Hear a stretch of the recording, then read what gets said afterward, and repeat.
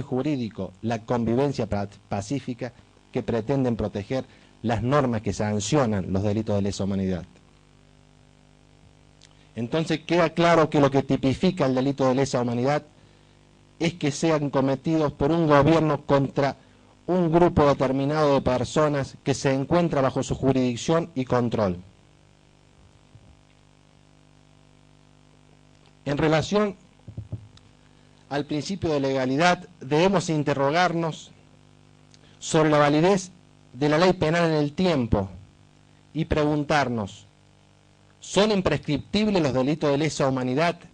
Y en su caso, ¿es una violación al principio de irretroactividad de la ley penal más gravosa la aplicación de los tratados internacionales referentes a derechos humanos? En relación al primer interrogante, debo comenzar analizando los antecedentes que obran en el ámbito internacional. Y así tenemos la resolución 3074 de fecha 3 de diciembre del año 1973 de la Organización de las Naciones Unidas, en la que expresamente sostiene los principios de cooperación internacional en la identificación, detención, extradición y castigo de los culpables de los delitos de lesa humanidad. Textualmente, la resolución 3074, ratificando la necesidad de juzgar y sancionar penalmente a los autores culpables de estos crímenes, dice: donde quiera que se encuentren y cualquiera sea la fecha de su comisión, los que serán objeto de una investigación y las personas contra las que existan pruebas de culpabilidad en su comisión serán buscadas, detenidas, enjuiciadas y en caso de ser declaradas culpables, castigadas. Esto dice la Asamblea General de la Organización de las Naciones Unidas en el año 1973. La interpretación de este tipo de documentos se inicia en el año 1945 con la resolución de las Naciones Unidas que ratifica el Estatuto de la Corte de Nuremberg para el juzgamiento de crímenes de lesa humanidad cometidos por el nacionalsocialismo. Si bien es cierto que este tipo de resoluciones tiene carácter declarativo y por lo tanto no constituyen fuente formal del derecho internacional, se les ha reconocido efecto vinculante para interpretar la Carta de las Naciones Unidas, que fue suscrita el 26 de junio del año 1945. Es importante destacar que nuestra República, mediante ley del Congreso 12.195, la República Argentina ratifica la Carta de las Naciones Unidas el 8 de septiembre de 1945. Con la adhesión de nuestro país a la Carta de las Naciones Unidas, adhiere a sus fines y objetivos, que son opuestamente abiertos a toda práctica sistemática de violación de derechos humanos y a toda práctica sistemática de desaparición forzada de personas. ¿Qué dice la Carta de las Naciones Unidas? Que tienen por fin la paz y la seguridad internacional. El preámbulo de la Carta de las Naciones Unidas textualmente expresa: nosotros, los pueblos de las Naciones Unidas, resueltos a afirmar la fe en los derechos fundamentales del hombre, en la dignidad y el valor de la persona humana, hemos decidido aunar nuestros esfuerzos para realizar estos designios. Y el artículo primero de la Carta de las Naciones Unidas expresa: realizar la cooperación internacional en la solución de los problemas internacionales de carácter humanitario, en el desarrollo y estímulo del respeto a los derechos humanos y a las libertades fundamentales de todos, sin hacer distinción por motivo de raza, sexo, idioma, religión. Eso dice la Carta de las Naciones Unidas. Por ello podemos afirmar en forma categórica que ya al momento de la comisión de estos hechos existían normas prohibitivas del derecho internacional que preveían el castigo y consagraban el carácter imprescriptible de los delitos de lesa humanidad. Y también debemos afirmar que ya con fecha 8 de septiembre de 1945, al adherir nuestra República a los objetivos y fines de las Cartas de las Naciones Unidas, también adhiere al derecho penal internacional. Por otra parte, tenemos la Convención sobre la imprescriptibilidad de los crímenes de guerra y los crímenes de lesa humanidad, adoptado en la Asamblea General de las Naciones Unidas el 26 de noviembre de 1968. Convención que tiene rango constitucional en nuestro país en función de lo dispuesto en el artículo 77, inciso 22 de nuestra Carta Magna. Concretamente, la Convención sobre la imprescriptibilidad expresa el artículo primero: los crímenes siguientes son imprescriptibles, cualquiera sea la fecha en que se hayan cometido. Y el artículo segundo menciona a los delitos de lesa humanidad. Yo me pregunto, ¿cuál es el fin de estos tratados internacionales? ¿Cuál es el objetivo de estos tratados, convenciones y resoluciones internacionales? ¿Qué interpretación teleológica debemos efectuar de los mismos? Y no queda otra en concluir que los fines de estas resoluciones, convenios y tratados internacionales es evitar lisa y llanamente la impunidad.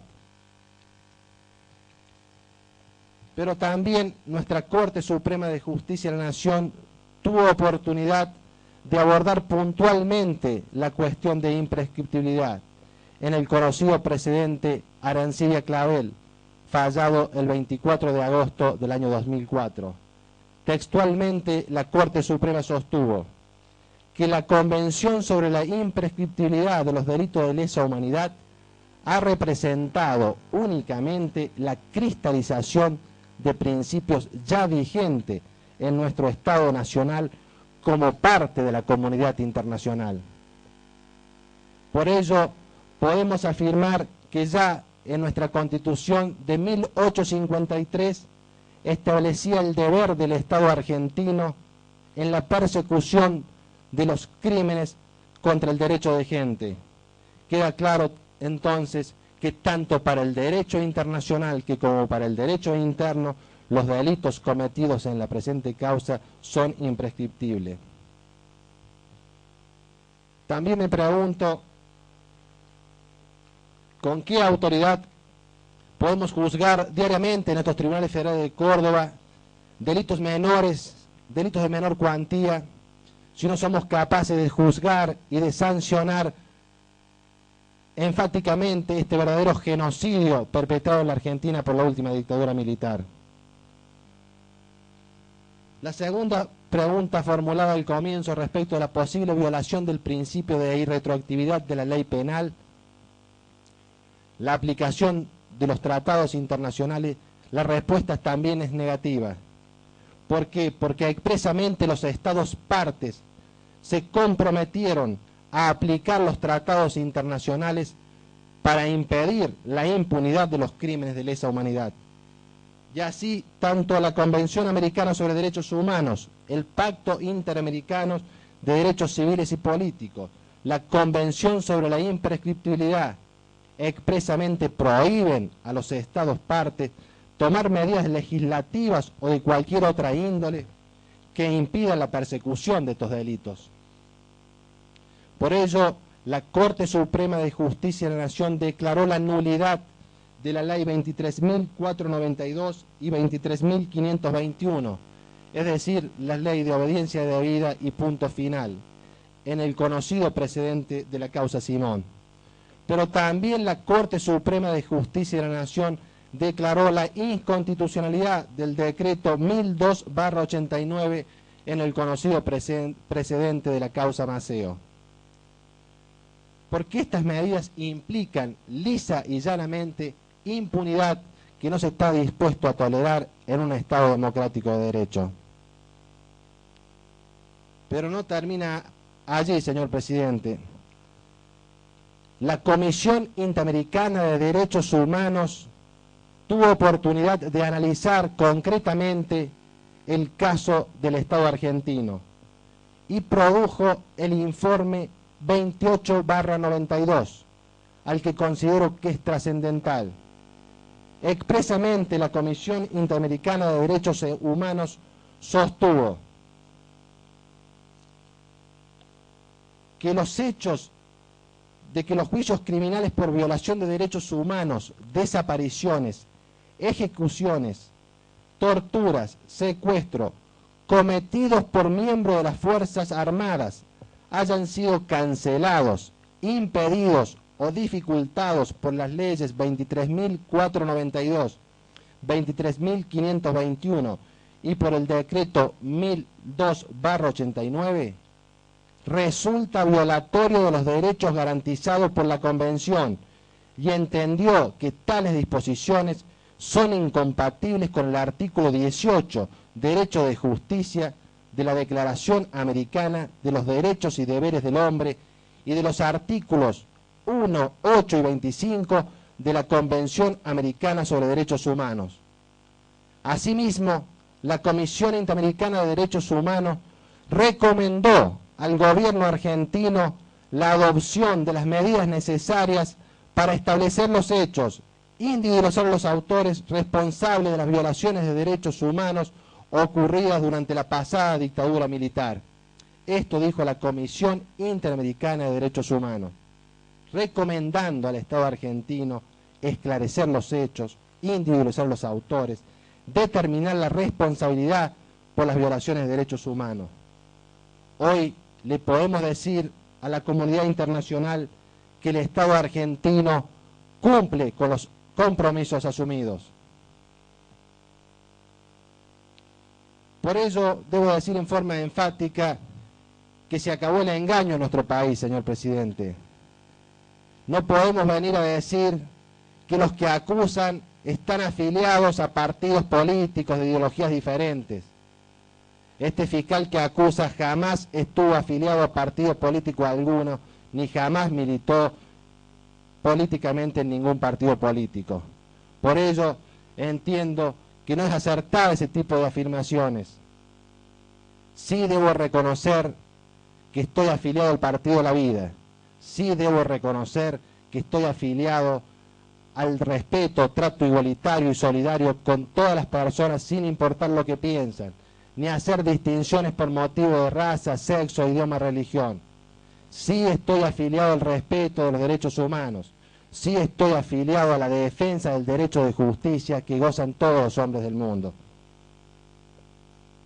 También debo decir que se acabó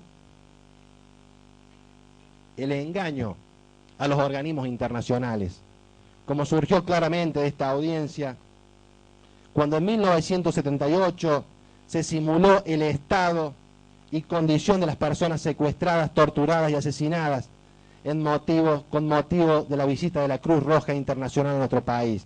También se acabó el engaño a estos organismos internacionales. También debo decir que se acabó el engaño a la sociedad. Hemos triunfado junto a mis dignos colaboradores, se dijo, violando niñas de 15 años, como dijo el testigo Piero Di Monti, torturando y matando chicos de 15 y 16 años de colegio secundario, torturando a mujeres embarazadas y ejecutándolas previo a vejámenes de todo tipo, como sostuvo el testigo Beltrán, refiriéndose al hombre del violín, al imputado Manzanelli. Ese es el triunfo que manifiestan. Con absoluta honestidad intelectual, debo reconocer que los hechos escuchados, que los relatos escuchados en esta sala de audiencia me han superado en la capacidad de asombro. ¿Hasta dónde puede llegar la mente criminal? Más bien creo, honestamente, que la conducta que se han atribuido a los imputados han denigrado a la raza humana, la han llevado a los niveles más bajos de la civilización, a niveles inimaginables de perversidad y maldad. También se dijo, como lo recalcó el doctor Alaverian, que se dijo que este es el único país del mundo que juzga a su fuerza. Debo recordar al respecto el caso de Chile, La Corte Interamericana de Derechos Humanos se pronunció respecto de una ley de autoamnistía dictada durante el gobierno de facto del dictador Augusto Pinochet, que paralizaba las investigaciones por violación de derechos humanos. La Corte dijo que esa medida impide cumplir con el deber asumido por el Estado chileno. El juez de la Corte Suprema de Chile, el doctor Sergio Muñoz, dijo expresamente: los tratados y resoluciones internacionales tienen preeminencia sobre la ley chilena y ninguna autoridad tiene derecho a violar los derechos fundamentales del hombre. Consideró que los delitos contra la humanidad no pueden ser amnistiados ni prescriptos por el paso del tiempo. En conclusión, se concedió el desafuero del dictador Augusto Pinochet. Murió antes de ser condenado por los crímenes de lesa humanidad. Pero hace algunos días fue condenado a cadena perpetua el general Manuel Contreras, jefe de la Dirección de Inteligencia Ladina de Chile, mano derecha de Augusto Pinochet. También debemos mencionar el caso de Uruguay, el dictador militar Gregorio Álvarez, quien fuera presidente de facto de Uruguay entre 1981 y 1985 y comandante en jefe del ejército, fue detenido y procesado por violación sistemática de derechos humanos por orden de la fiscal penal Mirta Heinzen. La Corte Suprema de Uruguay rechazó los planteos de inconstitucionalidad efectuados por la defensa y abrió las puertas al proceso judicial. Sin entrar a los casos de Perú en el conocido precedente de Barrios Altos y de otros países latinoamericanos y otros casos de Europa, es suficiente para insistir que se acabó el engaño. También se terminó la doctrina del miedo, influyendo psicológicamente en la comunidad con este macabro invento del operativo ventilador, como sucedió en las presentes causas, cuando simulaban enfrentamientos, cuando en realidad eran fusilados previamente y después lo hacían aparecer como un enfrentamiento con la fuerza del orden y comunicándole a la sociedad que las fuerzas del orden habían abatido al enemigo con éxito y con valentía, cuando quedó absolutamente acreditado que en realidad eran ejecutados y después haciendo aparecer como si fuera un enfrentamiento armado. Podemos decirle a la comunidad internacional que la República Argentina cuenta hoy con instituciones firmes, sólidas e independientes, capaces de investigar estos aberrantes crímenes, pero garantizando el principio de legalidad, como acabo de desarrollar, y garantizándole el debido proceso y la defensa en juicio de todos los imputados. En cuanto a la segunda cuestión planteada, referente a la calificación legal de los hechos, debo comenzar analizando que la frase delitos contra la humanidad surgió por primera vez en el prólogo de la Convención de La Haya en el año 1907. También fue utilizado en los protocolos 1 y 2 de la Cuarta Conferencia de Ginebra, pero siempre se sostuvo que crímenes contra la humanidad es una persecución sistemática a una población civil por motivos políticos, raciales, religiosos que atentan contra la libertad, la integridad física o psíquica y contra la vida. Al respecto, se pueden citar el Tribunal de Nuremberg de 1945, el Tribunal de Jerusalén de 1962, que condenó al genocida nazi Adolf Eichmann, el Tribunal Penal Internacional que juzgó los delitos cometidos en la ex Yugoslavia en el caso Endemovic, como también se pueden citar las distintas resoluciones de la Asamblea General de la ONU sobre la protección de todas las personas contra tratos crueles, inhumanos o degradantes, cuya violación implica lisa y llanamente delitos contra la humanidad. Pero fundamentalmente quiero destacar lo que la Audiencia Nacional de España, la Sala Penal de la Audiencia Nacional de España, máximo tribunal del Estado español, que puntualmente tuvo oportunidad de analizar la situación de la Argentina en el juicio seguido al capitán de corbeta Adolfo Silingo. Y sostuvo la Audiencia Nacional: en tales condiciones se encuentra presente de modo ineludible la idea de exterminio de un grupo de la población, puesto que no fue ejecutada al azar o indiscriminadamente, sino con la voluntad de destruir a un determinado sector sumamente heterogéneo, pero diferenciado, no persiguiendo un cambio de actitud del grupo, sino directamente su destrucción, mediante las detenciones, las muertes, las desapariciones, sustracción de niños de las familias del grupo y el amedrentamiento de sus miembros. Tenían como fin el establecimiento de un determinado sistema político e ideológico, previa eliminación de aquella parte de la población nacional que por motivos políticos, ideológicos o religiosos pudiese representar un obstáculo a tales objetivos. Sentencia número 16/05 del 19 de abril del año 2005 de la Sala en lo Penal de la Audiencia Nacional de España.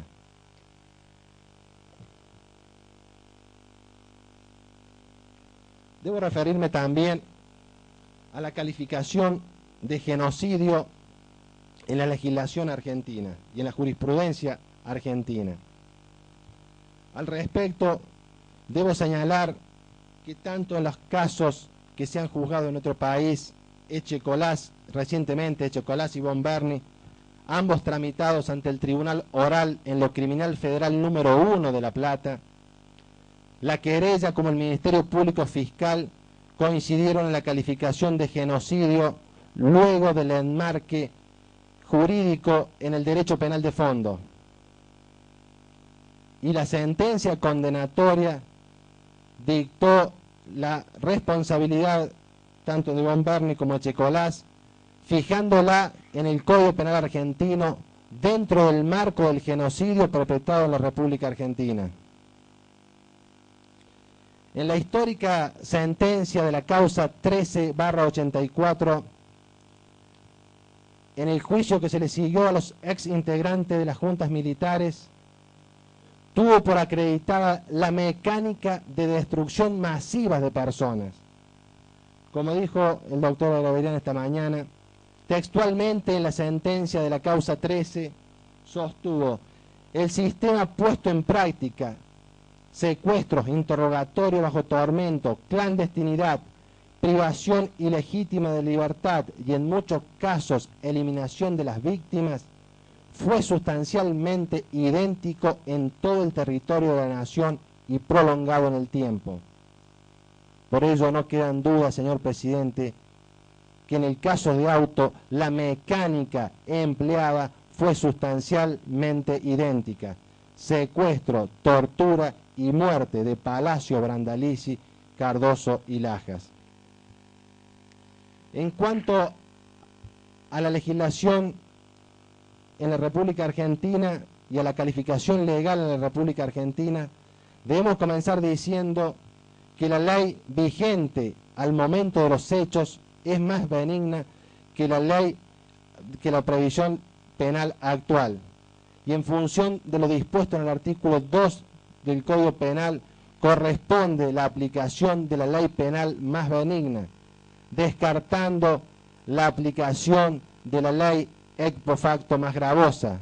En consecuencia, entendemos que la ley aplicable es la ley 21.338, es decir, el Código Penal vigente al momento de los hechos.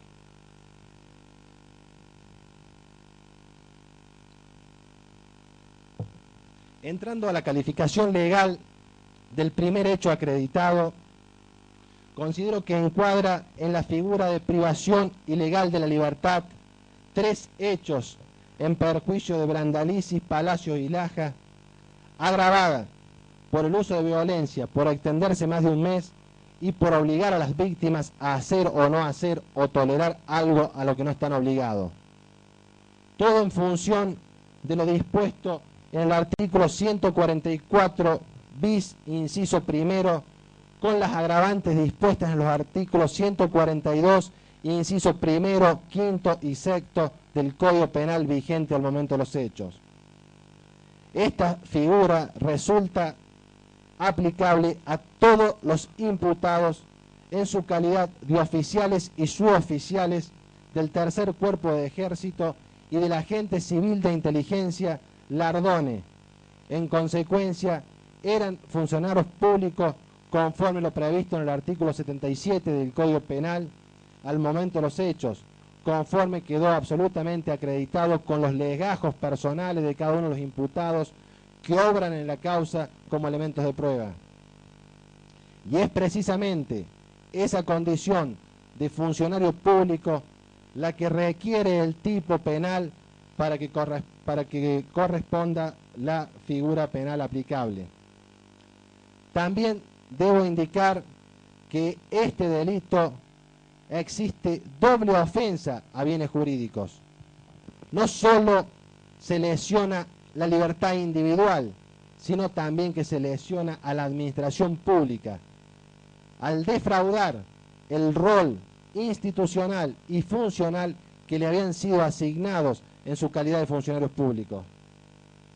En cuanto al aspecto subjetivo, debemos decir que la privación ilegítima de la libertad requiere el dolo, siendo condición que el sujeto activo tenga conocimiento de la privación ilegítima de libertad, situación que fue absolutamente acreditada respecto de todos los imputados en la presente causa. En cuanto al aspecto normativo de la figura, debemos decir que la privación ilegal de la libertad requiere justamente eso, que la privación sea ilegal, es decir, sin las formalidades prescriptas por la ley, sin orden judicial de autoridad competente. Está acreditada en autos que las detenciones fueron por izquierda, en forma clandestina, como surgió expresamente de la reunión de la comunidad informativa del 13 de abril de 1976. Todos los testigos víctimas que pasaron por la sala de audiencia declararon que fueron secuestrados sin ningún tipo de orden de autoridad competente.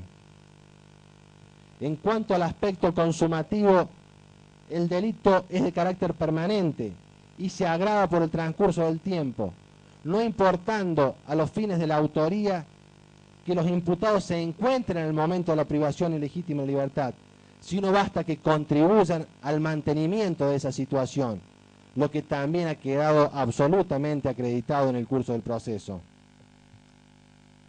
También tenemos las agravantes por el uso de la violencia, que también fue acreditado. Enseña Ricardo Núñez que el uso de violencia es cuando se le aplica a la víctima una fuerza física o un medio físicamente dañoso.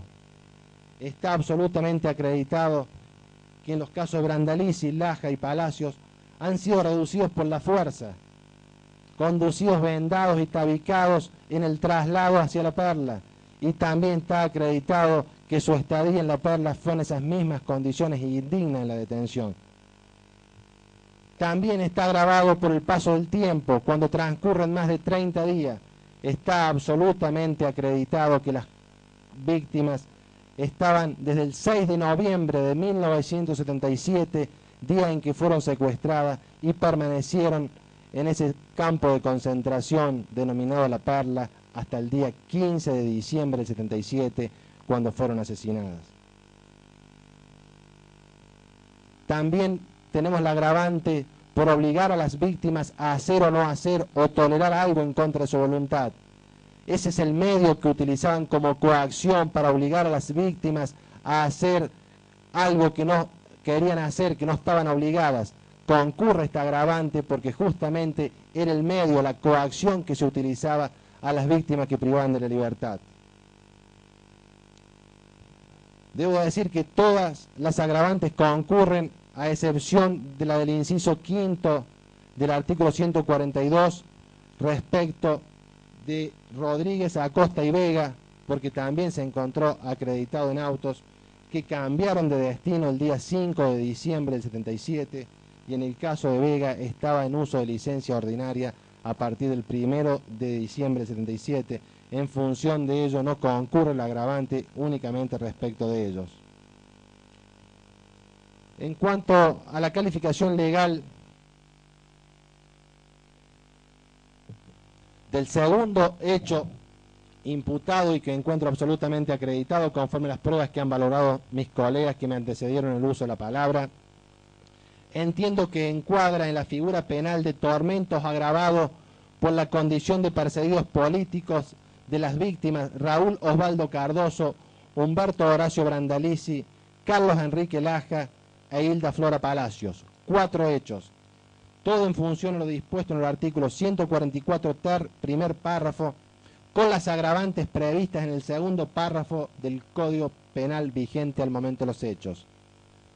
Por este hecho y por esta calificación se acusa a todos los imputados: Menéndez, Rodríguez, Acosta, Manzanelli, Vega, Díaz, Padován y Lardone, en el grado de participación que desarrollaré al final de mis conclusiones.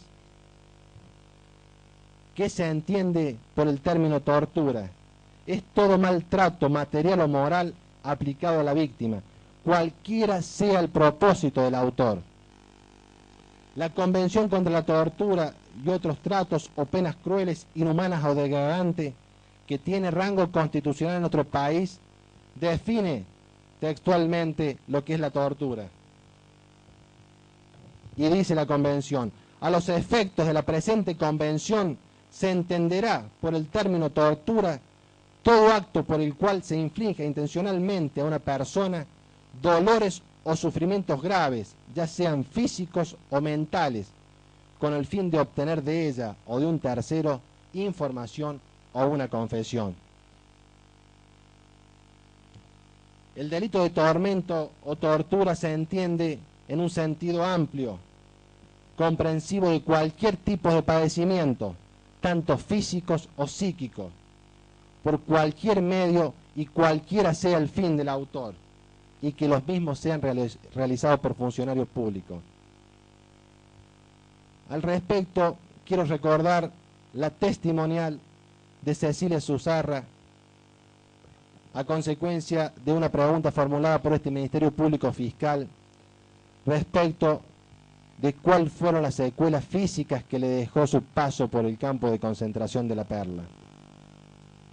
Y Cecilia Zuzarra dijo: más que física, son psíquicas las secuelas. No pude volver a vivir, morí en La Perla. Por eso entiendo que solo la estadía en esas situaciones indignas ya de por sí son padecimientos suficientes como para acreditar el sufrimiento físico y psíquico de las víctimas. Sin perjuicio de destacar lo señalado respecto a las salvajes torturas, palos, picana eléctrica que fueron sometidas las víctimas de este proceso. En cuanto a la agravante de esta figura, no quedan dudas que concurre la agravante por la condición de perseguidos políticos de las víctimas. Surgió claramente del debate que las 4 víctimas de este proceso militaban en el PRT, en el Partido Revolucionario de los Trabajadores, y así textualmente lo asintieron los testigos Armando Brizuela y Marco Maita. En cuanto a la calificación legal del hecho denominado tercero, la conducta de los imputados Luciano Benjamín Menéndez, Carlos Alberto Díaz, Oreste Valentín Padován, Ricardo Alberto Lardone, Luis Alberto Manzanelli, encuadra en el delito de homicidio 4 hechos doblemente agravados por alevosía y por el concurso de 2 o más personas, todo en función de lo dispuesto en el artículo 80, inciso segundo y sexto del Código Penal vigente al momento de los hechos, en perjuicio de las víctimas Brandalizi, Palacios, Laja y Cardoso. El bien jurídico protegido en esta figura penal es la vida, lo que justamente le fue privada a las 4 víctimas de este proceso. En cuanto al agravante por alevosía, hacia el modo, forma y medios utilizados para la ejecución y asegurar que el homicidio se cometa sin riesgo para los autores. No se puede olvidar el contexto que caracterizó la represión ilegal adoptada como metodología en todo el país, caracterizada por la indefensión absoluta de las víctimas. Resulta muy ilustrativo la sentencia de la causa 1384, que textualmente dijo: los homicidios deben considerarse como alevosos, tomando en cuenta un doble aspecto: objetivo, al verificar que las víctimas estaban en un estado de total indefensión, y subjetivo, verificar que el autor mata sin riesgo para su persona. Está absolutamente acreditado el estado de indefensión de las víctimas en el campo de concentración de las Perlas. El elemento objetivo está absolutamente acreditado: privados ilegalmente de la libertad, tabicados, maniatados, incomunicados, precario estado de salud a raíz de las feroces golpizas recibidas, deficiente alimentación. Y también está acreditado el elemento subjetivo, que intentaban realizar este tipo de delitos eliminando todos los rastros que dejaban sus conductas, a tal punto que ocultaban los cuerpos de la víctima justamente también para impedir que sean descubiertos y para no correr riesgo en la responsabilidad por estos homicidios. Todo ello considero que concurre materialmente, conforme al artículo 55 del Código Penal, entre la privación ilegítima de libertad, 3 hechos, la imposición de tormentos, 4 hechos, homicidio, 4 hechos, todo dentro del marco del genocidio perpetrado en la República Argentina. En cuanto a la tercera cuestión, referente a la participación criminal de los imputados y a la función y fin de la pena correspondiente, debo decir que la participación será abordada desde la teoría del dominio del hecho en los aparatos organizados de poder. No es un criterio nuevo en Córdoba, porque ya el Juzgado Federal número 3 utilizó este esquema de imputación, cambiando el criterio de participación criminal en las investigaciones por violación de los derechos humanos, desde la teoría formal objetiva a la teoría del dominio del hecho en un aparato organizado de poder. Eso fue en la causa número 17.053 de fecha 25 de septiembre del año 2007. Pero antes, con fecha 4 de junio del año 2007, la Cámara Federal de Córdoba, en autos Bruno Laborda, el vocal de la Cámara, Abel Sánchez Torre, sostuvo la modificación de la calificación legal de partícipes necesario por la de autor mediato, sosteniendo la teoría del dominio del hecho en un aparato organizado de poder. Todo conforme lo sostuvo la querella también en el día de ayer. Debo destacar que la causa 1384, en el juicio de las juntas militares, en la sentencia del 9 de diciembre de 1985, sostuvo la teoría del dominio del hecho y dijo expresamente: el autor indirecto controla el acto delictivo al controlar la voluntad de la persona que comete el delito. También debo citar como antecedentes las sentencias condenatorias en las causas Echecolás, Simón y Von Barney de los tribunales orales de La Plata y los tribunales orales de Buenos Aires, donde adoptaron la teoría del dominio del hecho en los aparatos organizados de poder. Y también debo mencionar que la Corte Suprema de Justicia de la Nación, al confirmar la sentencia a los integrantes de las juntas militares en diciembre de 1986, también admitió la teoría de los aparatos organizados de poder, concretamente en el considerando número 25 del juez de la Corte, Carlos Fay. Es importante destacar la participación criminal en la teoría del dominio del hecho en los aparatos organizados de poder, porque implica una modificación en la participación de los imputados, no como partícipes necesarios en los casos de Menéndez y Rodríguez, sino como autores mediatos. Esta teoría, como bien la dijo la querella en el día de ayer, tiene su origen en el profesor Klaus Roxin de la Universidad de Múnich, considerado el profesor alemán como uno de los más autorizados exponentes del derecho penal actual. Su tesis fue destinada a dar solución jurídica a los crímenes de lesa humanidad cometidos por el nazismo en Alemania. Tuve oportunidad de conocer personalmente al profesor Roxin en la Universidad de Barcelona a finales de los años 90, donde exponía su preocupación en distinguir la autoría de la participación en los delitos de lesa humanidad cometidos por los altos mandos del gobierno nacional socialista alemán. Y decía, donde los altos mandos diseñan el plan criminal y otros lo ejecutan, siendo necesario el castigo a los mandos que no intervienen directamente en la ejecución de los delitos concretos, sino que diseñan, planifican y asumen el control del plan criminal. Roxin sostiene la autoría inmediata de quienes, sin intervenir en los hechos concretos, dominan su realización desde un aparato de poder, como la organización estatal que funciona como una máquina. Desde la cúspide se dan las órdenes, pasando por las personas intermedias que controlan el cumplimiento de las órdenes y los ejecutores materiales de dichas órdenes.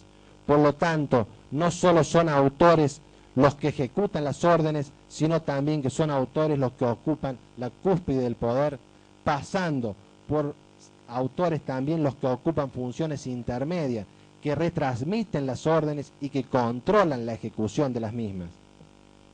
No se puede sostener que Menéndez sea un partícipe necesario, porque está absolutamente acreditado que fue un autor de los hechos.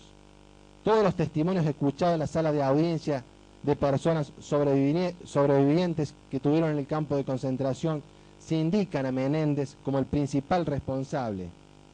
También existe documental que acredita el rol de Menéndez en el aparato organizado de poder, concretamente en la reunión de la comunidad informativa del 13 de abril de 1976, donde concretamente en esa reunión se fijan los blancos y objetivos, se ordena el comienzo de operaciones, se decide si son por derecha o por izquierda.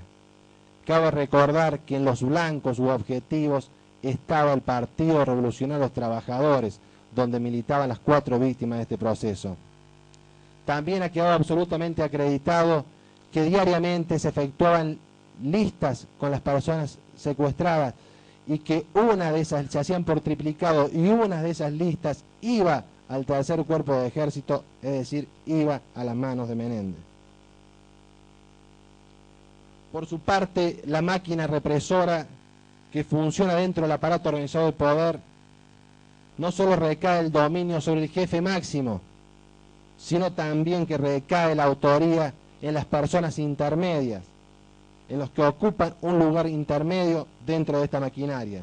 Tal es el caso del imputado Rodríguez, segundo jefe del destacamento de inteligencia 141, que retransmite las órdenes y controla la ejecución de las órdenes dadas por Menéndez. En el caso de los autores inmediatos, los autores materiales, son los que ejecutaban las órdenes, Tal es el caso de los imputados Acosta, Manzanelli, Díaz, Padovani y Vega. Todos conformaban el grupo de operaciones especiales dentro del poder represivo del tercer cuerpo de ejército. Entiendo que este esquema de imputación criminal con la teoría de los aparatos organizados de poder es la más adecuada para determinar el dominio del hecho por parte de los autores mediatos y de los autores inmediatos, tal cual lo sostuvo la parte querellante en el día de ayer.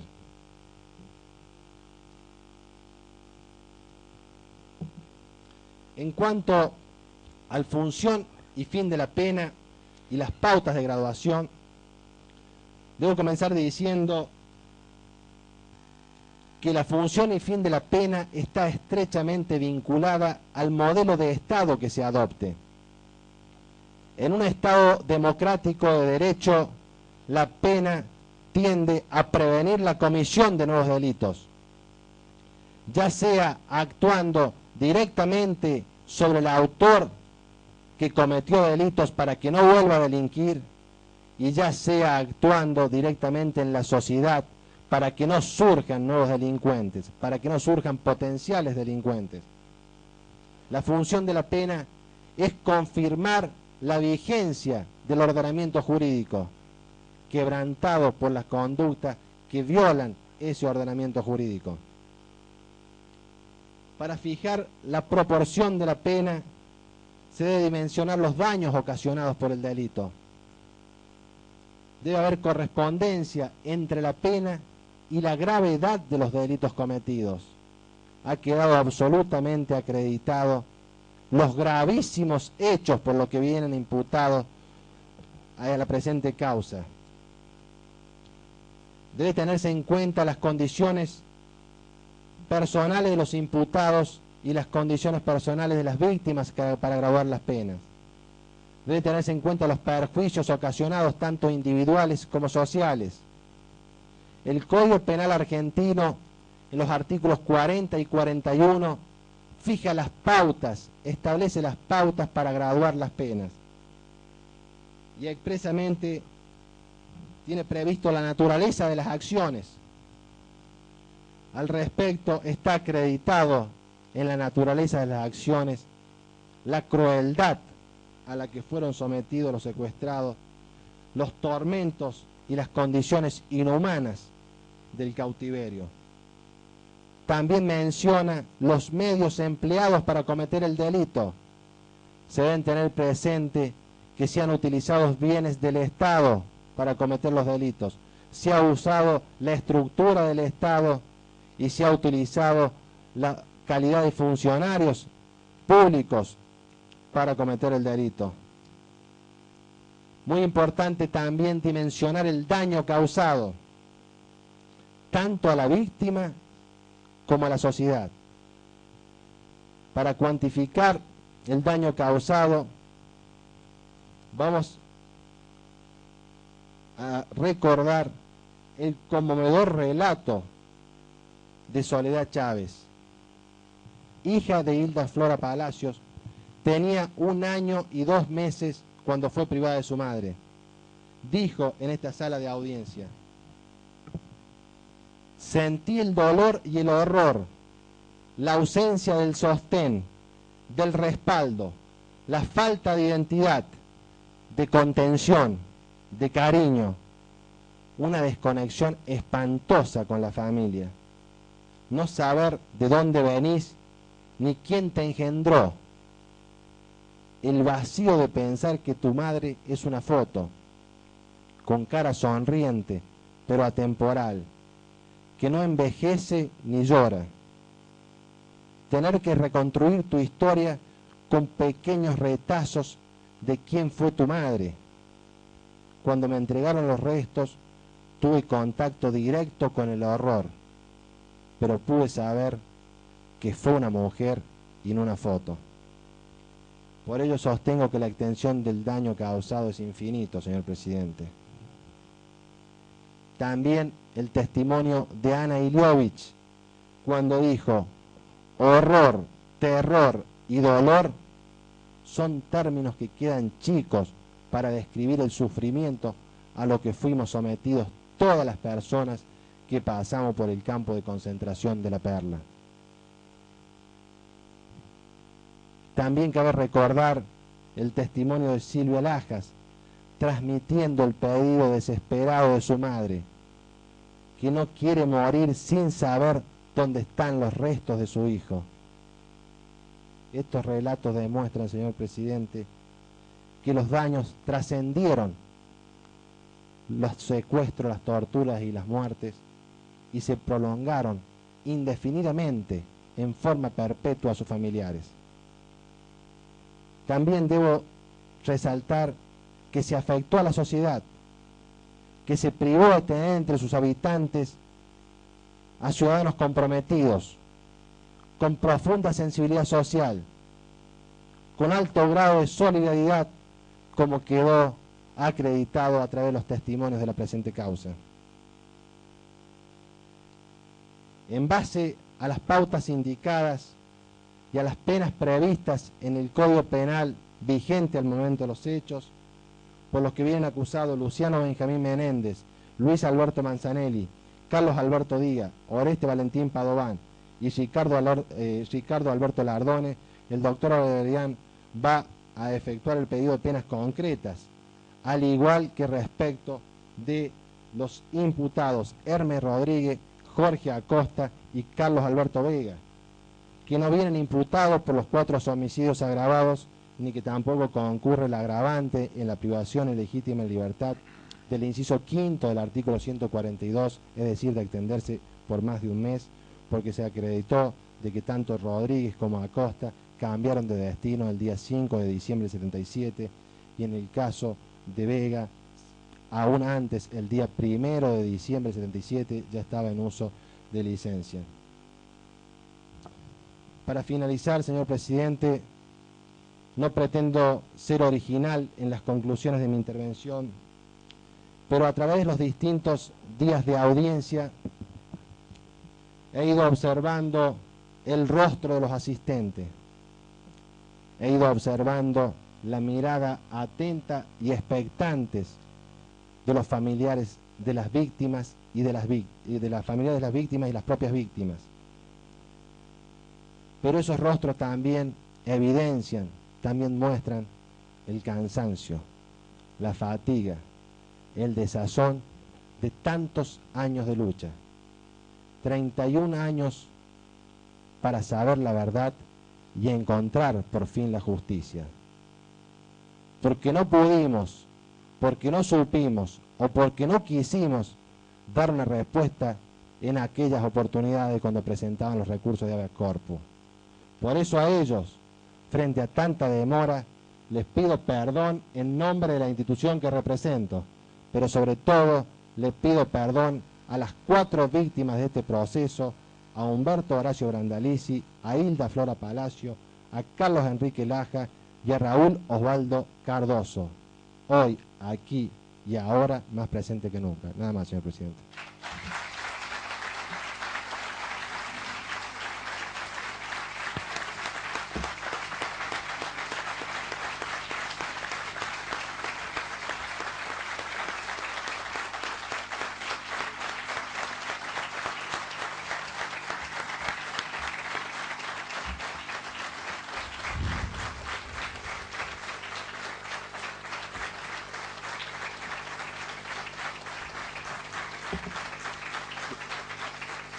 Silencio, por favor. Doctora Irabedian, usted va... Señor presidente, culminando con este alegato de la Fiscalía, voy a proceder a explicitar y concretar el pedido punitivo en representación del Ministerio Público por los delitos que ha fijado y en el grado de participación que acaba de fijar el doctor José Asís. Para el acusado Luciano Benjamín Menéndez, la Fiscalía pide prisión perpetua. Para el acusado Hermes Rodríguez, la Fiscalía pide 22 años de prisión. Para el acusado Jorge Acosta, 22 años de prisión. Para el acusado Luis Manzanelli, prisión perpetua. Para el acusado Carlos Alberto Vega, 18 años de prisión. Para el acusado Carlos Alberto Díaz, prisión perpetua. Para el acusado Orestes Valentín Padován, prisión perpetua. Para el acusado Ricardo Ramón Lardone, prisión perpetua, en todos los casos, acompañada de la inhabilitación absoluta perpetua, accesorias legales y costas. Nada más, excelentísimo tribunal, muchas gracias.